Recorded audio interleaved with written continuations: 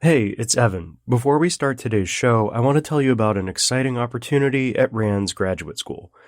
We're launching a new Master of National Security Policy program.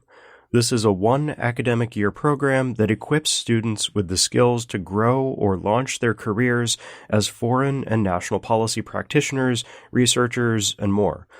All academic backgrounds are welcome.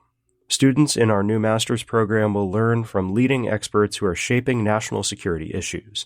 They'll gain real-world insights from faculty working with the White House, the Pentagon, and U.S. intelligence agencies.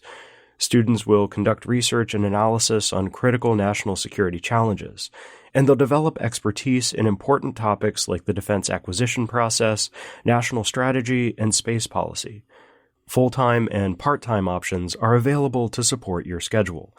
We have campuses in the Washington, D.C. and Los Angeles areas, and we offer generous scholarships. So if you're ready to join a new generation of national security policy experts, or if you know someone who might be interested, then check out our new Master of National Security Policy program at rand.org/national security. Again, that's rand.org/national security. Okay, here's today's show. You're listening to Policy Currents, a weekly podcast from RAND. I'm Deanna Lee. And I'm Evan Banks. Today, as world leaders prepare for the NATO summit in Washington, we're bringing you a special episode on the Western Alliance. It's July 8th. The NATO summit kicks off in Washington, D.C. tomorrow. It's a historic moment, with the alliance celebrating its 75th anniversary and facing both promise and peril as it looks toward the future. In recent weeks, RAND experts have been weighing in on all things NATO, including how the alliance can improve its approach to human security, considerations for extending NATO membership to Ukraine, planning for a future shaped by climate change, and much more.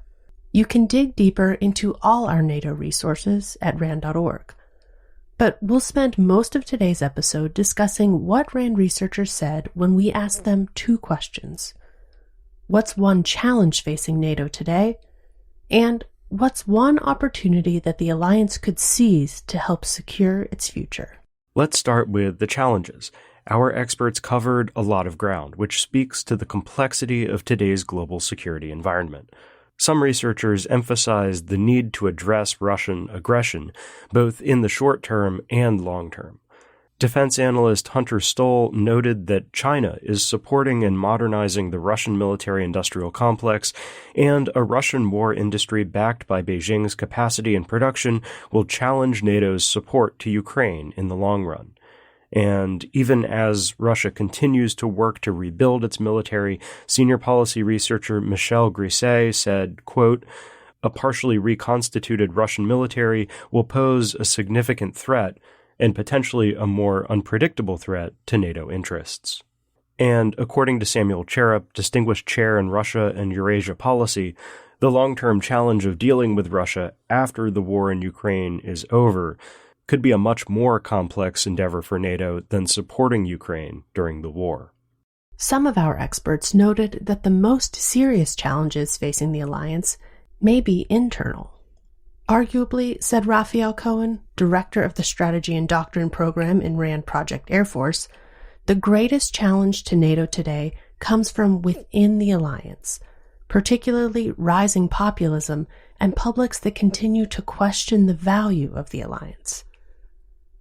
Similarly, Alan Stolberg, a defense analyst, said that some allies have moved away from the original April 1949 NATO tenets of liberal democracy and cohesive support for each other, and toward autocracy and support for the global South.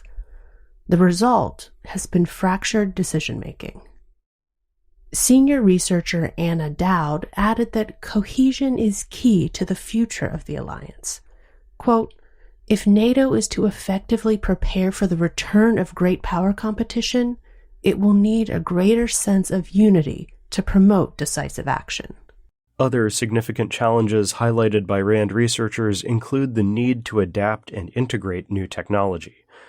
Anka Agaki, a defense policy analyst, said, quote, how NATO integrates emerging technologies, including AI, space, and unmanned aerial vehicles, in its military architecture will determine its future warfighting edge and its successful transformation.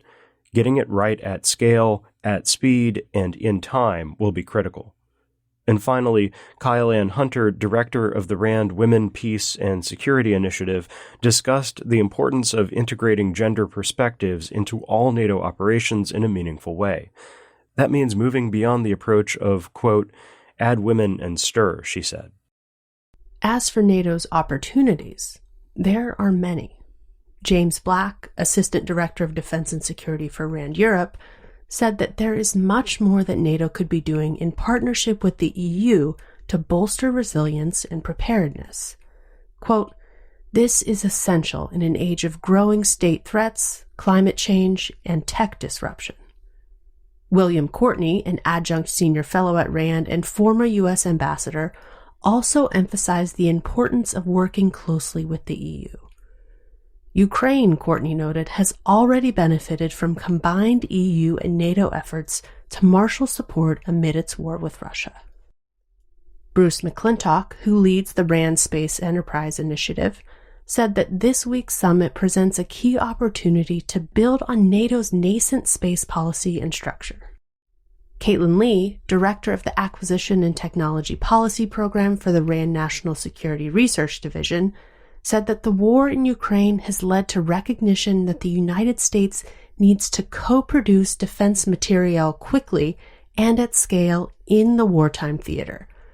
This will be a potentially decisive challenge to U.S. national security objectives in another key region, the Indo-Pacific. Carl Mueller, senior political scientist, highlighted the significance of Russia's losses. Moscow will face challenges dealing with either defeat or victory, he said, and this gives NATO a window of opportunity to make major changes in its structure and defense plans. Clara de Latayad, a defense analyst at RAND Europe, focused on NATO's recent expansion. Quote, Finland's and Sweden's accessions as NATO members give the rest of the alliance an opportunity to learn from the two countries' whole-of-society approach to defense and resilience.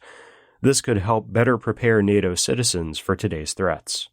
And finally, Barry Pavel, Vice President and Director of the RAND National Security Research Division, said that NATO should move away from the 2% of GDP measure, the amount that NATO members agreed to spend on defense by 2024, to a more meaningful approach to measuring real burden sharing. That's just a sample of what our researchers had to say about NATO's challenges and opportunities. You can dive into all of the insights from our experts by visiting www.rand.org/NATO75. A new RAND report out this week also focuses on strategic challenges facing NATO. The authors reviewed hundreds of past RAND publications to identify 4 key themes that are essential to the alliance. First, the need to provide effective deterrence and defense. This includes improving force generation, readiness, firepower, and logistics, and exploiting new technologies, all of which are especially important in light of Russia's ongoing war in Ukraine and the prospect of a wider high-intensity conflict. Second, past RAND analyses have consistently highlighted the importance of the transatlantic bargain, the need for reciprocal commitments to collective defense on both sides of the Atlantic. Along the same lines, candid political talks among allies are essential to ensuring cohesion on the goals, means, costs, and benefits of collective NATO activities. Third, NATO expansion. The alliance's collective security guarantee remains the most reliable and effective way to ensure a country's sovereignty and security. RAND's past research on NATO expansion suggests that the Allies would benefit from offering Ukraine clarity on the conditions for its future NATO membership, as well as undertaking an assessment of the military requirements and costs of such a commitment.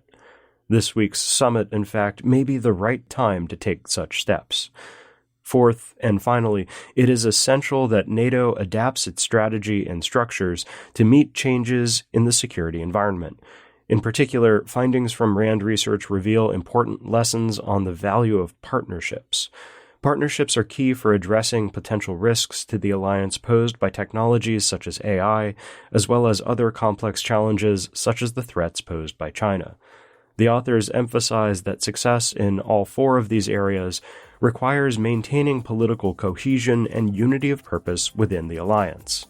As the alliance today binds 32 nations together, they write, "It is a vivid reminder that unity among allies is the cornerstone of each nation's commitment to collective defense and the alliance's core values."